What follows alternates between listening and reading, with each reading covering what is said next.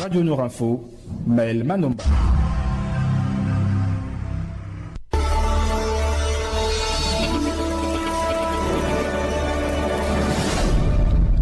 Assalamu alaikum, c'est l'heure de l'information sur les 95 FM Radio Nour.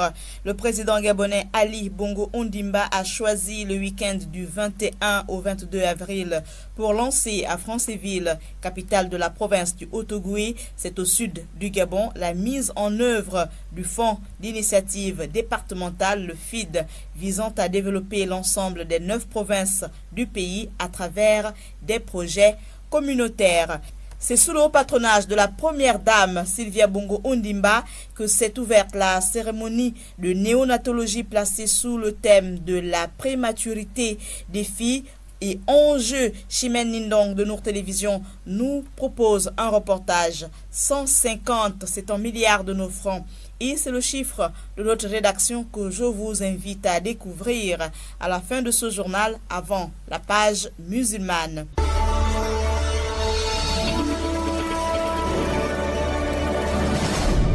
Le président gabonais Ali Bongo Ondimba a choisi le week-end du 21 au 22 avril pour lancer à Franceville, capitale de la province du Haut-Ogooué, c'est au sud du Gabon, la mise en œuvre du Fonds d'initiative départementale, le FID, visant à développer l'ensemble des 9 provinces du pays à travers des projets communautaires, comme annoncé lors de son discours de vœux de Nouvel An, que je vous laisse réécouter. Notre pays compte 9 provinces et tous les départements. Tous sont particuliers, singuliers. Cette diversité est une richesse qu'il nous faut valoriser. Une mesure efficace dans telle localité ne l'est pas forcément dans telle autre, et inversement. Un État moderne, c'est aussi un État décentralisé. Pourquoi? Parce que c'est au plus près du terrain, auprès de ceux qui connaissent les réalités locales, que se prennent les décisions les plus importantes. Nous pouvons, en tant que nation, partager un même et unique but. Mais les moyens pour y parvenir peuvent être dans chaque département différent, car nous n'avons pas exactement la même histoire ni les mêmes atouts. Le respect et la mise en valeur de cette diversité sont gages de notre cohésion territoriale. C'est pourquoi j'ai décidé en 2018 la création d'un fonds d'initiative départementale dans chacun des départements du pays, afin de financer les projets de développement à la base et offrir à chaque département plus d'autonomie. Ces fonds seront dédiés au financement de projets communautaires dans chaque département, dans l'optique d'améliorer la qualité de vie des populations et de dynamiser le développement économique local. Chaque fonds départemental sera doté d'un budget annuel d'1 milliard de francs CFA et sa gestion sera assurée par le gouvernorat de chaque province en concertation avec les collectivités locales et conseils départementaux. Voilà, il avait annoncé et c'est ce samedi que cette promesse entre dans sa phase d'exécution et c'est la province du Haut-Ogooué qui constitue la première étape de cette action. C'est sous le haut patronage de la première dame Sylvia Bongo Ondimba que s'est ouverte la cérémonie de néonatologie placée sous le thème la prématurité, défis et enjeux. Chimène Nindong, notre reporter de Nour Télévision, nous propose ce reportage. C'est la salle polyvalente de l'école d'application du service de santé militaire qui a abrité la cérémonie de la première journée de néonatologie. Sous le haut patronage de la première dame placée sous le thème la prématurité, défis et enjeux. Sylvia Bongo Ondimba qui a toujours placé la santé de l'enfant au cœur de sa politique sociale. Pour la circonstance, Blaise Louembé, en lieu et place du ministre d'État de la Santé, a dit ce qui suit. Tous les États, quel que soit leur niveau de développement, consentent d'importants efforts pour l'amélioration de la santé de la mère et de l'enfant. En effet, de par leurs multiples ramifications et l'étendue de leur champ, les questions liées à la santé des nouveau-nés et plus encore lorsqu'ils sont prématurés demeurent parmi les plus ardus à appréhender et les plus compliqués à résoudre. C'est pourquoi je salue la subtilité des organisateurs de ces premières journées pour le choix d'un thème dont les défis et les enjeux sont encore très importants en Afrique subsaharienne. C'est ici le lieu de dire qu'avec une volonté politique affirmée et un engagement réel du personnel et des autres acteurs du système de santé, nous pouvons véritablement tendre vers des indicateurs de santé semblables à ceux des pays développés. Mesdames et messieurs, les premières journées nationales de néonatologie offrent une véritable opportunité aux scientifiques, aux chercheurs gabonais et aux chercheurs des pays amis de présenter les résultats de leurs travaux de recherche sur la néonatologie. Ces journées sont également un cadre d'échange et de partage des pratiques innovantes entre les différentes professionnels de santé, tous animés par la volonté de favoriser et de maîtriser le développement de la néonatologie au Gabon et en Afrique. Sur ces mots, je déclare ouvertes les premières journées nationales de néonatologie au Gabon. Vous venez d'écouter le ministre Blaise Louembe qui déclare ouverte la première journée de néonatologie. Et après la cérémonie d'ouverture, un stand d'exposition a donné l'occasion à France Lait, expert en nutrition, de présenter son produit vieux de plus de 60 ans. Et c'est le représentant France Lait Gabon, Badarou Okawe, qui nous en parle. Et nous proposons ce substitut de lait que nous appelons France Lait. Les enfants qui ne sont pas nés à terme, les prématurés, nous leur conseillons le pré-France Lait.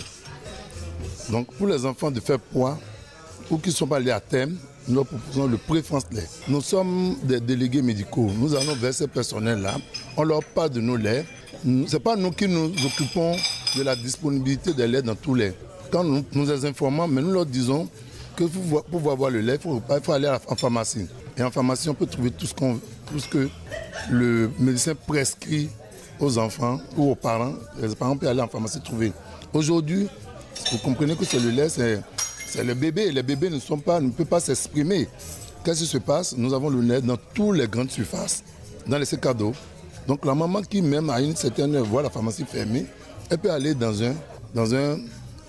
un supermarché, elle trouvera le lait pour 100 enfants. Je vous dis, jusqu'à l'heure, ça fait 10 ans que nous parlons de France Lait au Gabon, on a eu zéro critique. Vous allez me dire pourquoi. Le France Lait, c'est une marque de lait infantile qui est de la grande marque de Régilait en France. Régilait, c'est quoi? Régilait, c'est la fusion de deux coopératives laitières, les premières coopératives laitières françaises.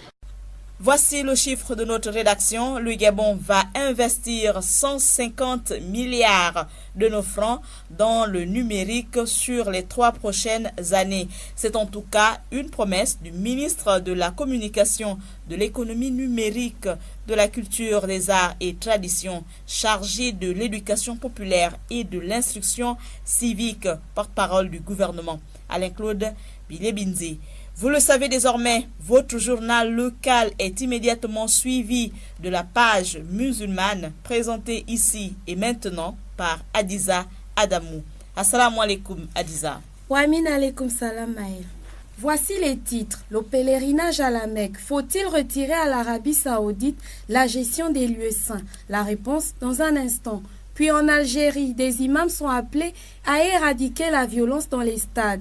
Et en sport, ce soir, on parle de la première athlète américaine voilée. J'ai cité Ibtihaj Muhammad. On termine en religion avec la venue du mois de Chaban.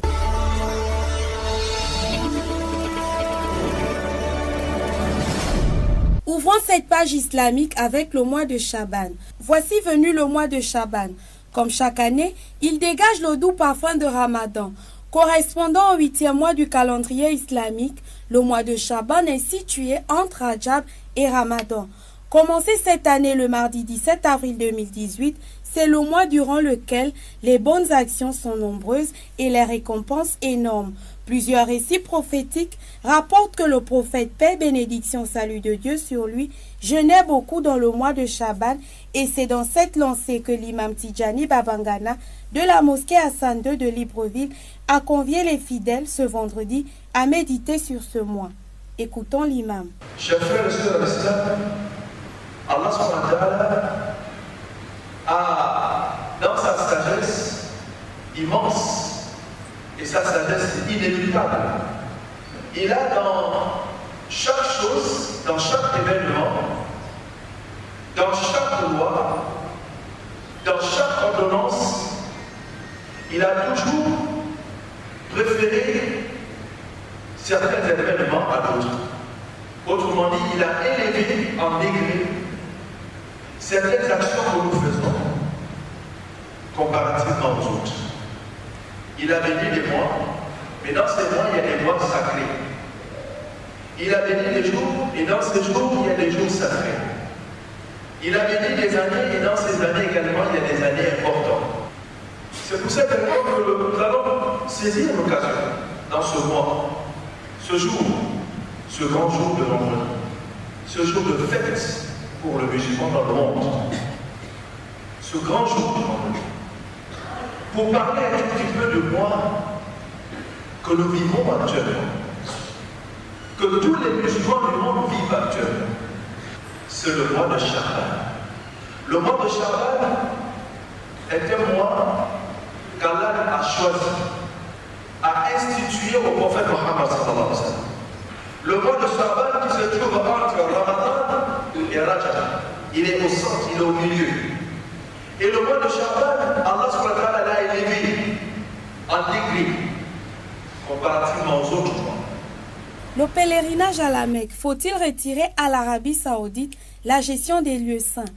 Confiée à l'Arabie Saoudite depuis des siècles, l'organisation du pèlerinage à la Mecque n'a jamais été autant contestée qu'aujourd'hui. Suite aux diverses accusations d'instrumentalisation et aux graves problèmes d'insécurité, le monde musulman fait pression pour instaurer une gestion collective des lieux saints de l'islam.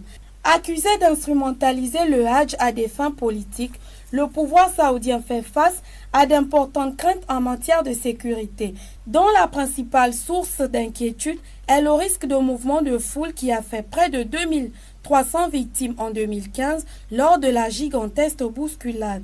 Outre les menaces d'épidémies comme la grippe A en 2009 et le cholestérol qui sévit actuellement au Yémen, la gestion saoudienne est également fragilisée par son laxisme face aux nombreuses plaintes d'agressions sexuelles sur les lieux saints.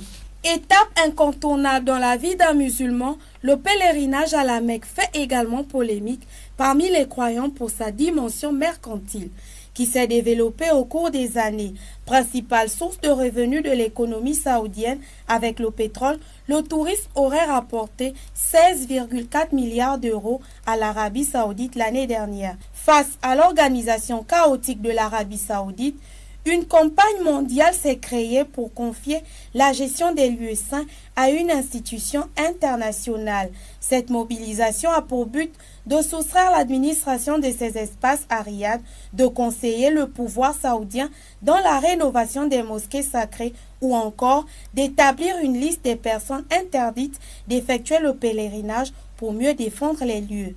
Un premier colloque international s'est déjà tenu sur le sujet en Inde, suivi d'une grande conférence en janvier dernier. On termine avec le sport. Médaillé d'argent lors des championnats du monde de 2013 et double médaillé de bronze en 2016, Ibtihaj Muhammad, originaire du New Jersey, est diplômé en relations internationales et en études afro-américaines de l'université de Duke en 2007. Son goût pour le combat remonte à 13 ans où la jeune fille commence l'escrime au lycée. L'uniforme de ce sport couvrant complètement le corps a convaincu ses parents. Lors d'une interview, elle explique que ses parents préféraient un sport qu'elle pouvait pratiquer en tant que femme musulmane. L'ex-président américain Barack Obama avait invité la championne lors d'une visite d'une mosquée à Baltimore dans un contexte de stigmatisation grandissante des musulmans aux États-Unis. Née le 4 décembre 1985, Ibtihaj Muhammad est la première athlète voilée à intégrer l'équipe féminine nationale d'escrime aux États-Unis où jamais une athlète américaine voilée n'avait participé aux Jeux olympiques. Voilà Maëlle, c'est tout aujourd'hui pour l'actualité du monde musulman. Merci Adiza Adamou, Maëlle Manomba de Mouabi à la présentation et merci à toute la rédaction de Nour Télévision. Assalamu alaikum à nos auditeurs, assalamu alaikum Adiza. Wa min alaikum salam Maëlle.